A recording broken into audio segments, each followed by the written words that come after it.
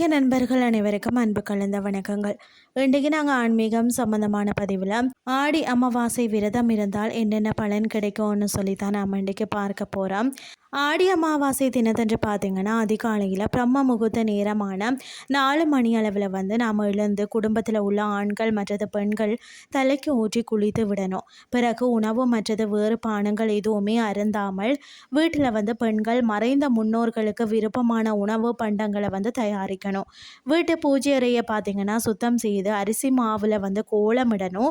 பிறகு ஒரு மரப்பீடத்தை வைத்து அதன் மீது ஒரு வெள்ளை துணியை விரிச்சிட்டு நமது முன்னோர்களின் ஆண் மற்றது பெண்ணை குறிக்கக்கூடிய வகையில் ஒரு வேட்டியையும் ஒரு புடவையையும் வைக்கணும். அந்த பீடத்திற்கு இருபுறமும் குத்து விளக்கில் தீபமேற்றி தூபங்கள் கொளுத்தி பழங்கள் மற்றது தயாரித்த அந்த உணவுகளை படையலாக வச்சுட்டு முதல்ல உங்கள் குலதெய்வத்தை வணங்கி பீடத்தில் வைக்கப்பட்ட துணிகளை நம்மளுடைய முன்னோர்களாக பாவிச்சு கைப்புற ஆராத்தி காட்டி வணங்கணும். குடும்பத்தில் உள்ள அனைவரும் பார்த்திங்கன்னா உங்களுடைய முன்னோர்களை இந்த முறை பூஜிக்கணும். இந்த பூஜையின் போது பார்த்திங்கன்னா ஆடி அமாவாசை விரதம் இருக்கிறவங்க காலை உணவை பார்த்திங்கன்னா உட்கொள்ளாமல் விரதம் இருக்கணும். பூஜையை முடித்ததுக்கு பிறகு படையலில் சிறிதை எடுத்து நமது முன்னோர்களின் அம்சமாக கருதப்படக்கூடிய காகங்களுக்கு நாம் உணவு வைக்கணும்.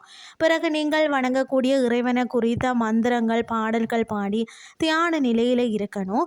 பிறகு மதியமானதுக்கு பிறகு முன்னோர்களின் விருப்பமாக நம்ம சமைக்கப்பட்ட உணவுகளை உண்டும் உங்களின் விரதத்தை முடிக்கலாம். அதாவது அன்றைக்கு பார்த்திங்கன்னா உணவு ஆடை மற்றது பிற எந்த வகையான தான தர்ம காரியங்களையும் செய்கிறது இறந்த முன்னோர்களது ஆசிகளையும் என்றென்றும் அந்த குடும்பத்தின் சந்ததியினருக்கு பெற்றுத்தரும். பரம்பரையில் ஏற்பட்டிருக்கக்கூடிய தேவ மற்றும் பித்ரு சாபங்கள் போக்கும். அது மட்டும் இல்லாமல் துருமணம் அடைந்து நற்கதி அடையாமல் இருக்கக்கூடிய முன்னோர்களின் ஆன்மா சாந்தமடையுமா. குடும்பம் மற்றது தொழிலில் இருக்கக்கூடிய அனைத்து விதமான தடைகளும் நீங்கும். துயரங்கள் அனைத்தும் விலகும்னே சொல்லலாம். இன்றைய ஆன்மீகம் சார்ந்த பதிவு உங்களுக்கு பிரயோசனமாக அமைஞ்சிருக்கும்னு சொல்லி நான் நம்புகிறேன். இதே மாதிரி மற்றொரு ஆன்மீகம் சார்ந்த பதிவோடு உங்களை சந்திக்கிறேன். நன்றி.